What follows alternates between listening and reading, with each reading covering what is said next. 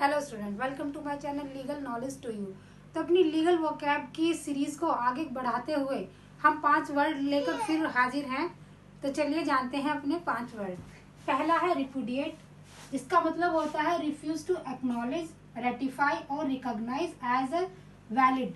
जब दो पार्टी आपस में कॉन्ट्रैक्ट करती हैं और कोई पार्टी किसी फैक्ट को एक्नॉलेज करने से या रेटिफाई करने से या रिकॉग्नाइज करने से मना कर देती है, तो ये कहा जाता है कि उस पार्टी ने कॉन्ट्रैक्ट को रिपुडिएट कर दिया है। हमारा दूसरा वर्ड है परफॉर्मेंस, जिसका मतलब होता है the act of doing something successfully. जब दो पार्टियों के बीच में एक कॉन्ट्रैक्ट होता है तो दोनों पार्टी को एक दूसरे के लिए कुछ ना कुछ करना होता है।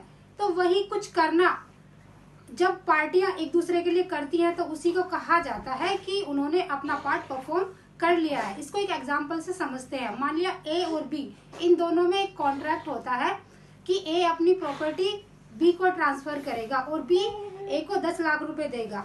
जब ए अपनी प्रॉपर्टी बी को ट्रांसफर कर देता है और बी ए को 10 लाख रुपए दे देता है, तो ये कहा जाता है कि दोनों ने अपने पार्ट को परफॉर्म कर लिया है।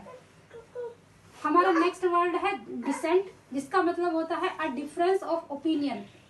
जब दो पार्टी आपस में अलग अलग राय रखती हैं तो इसको डिसेंट कहते हैं। ये जो हमारा डिसेंट वर्ड है, ये सुप्रीम कोर्ट या हाई कोर्ट के जो जजेस होते हैं, जब बेंच किसी फैक्ट को डिसाइड करती है तो उसमें यूज होता है कि किसी जज ने किसी पर्टिकुलर फैक्ट पर डिसेंट व्यू दिया है और किसी ने उसको रिकॉग्नाइज किया है।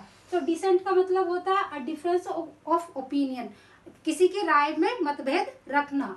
हमारा नेक्स्ट वर्ड है असॉल्ट, जिसका मतलब होता है अटैक समवन फिजिकली और मेंटली।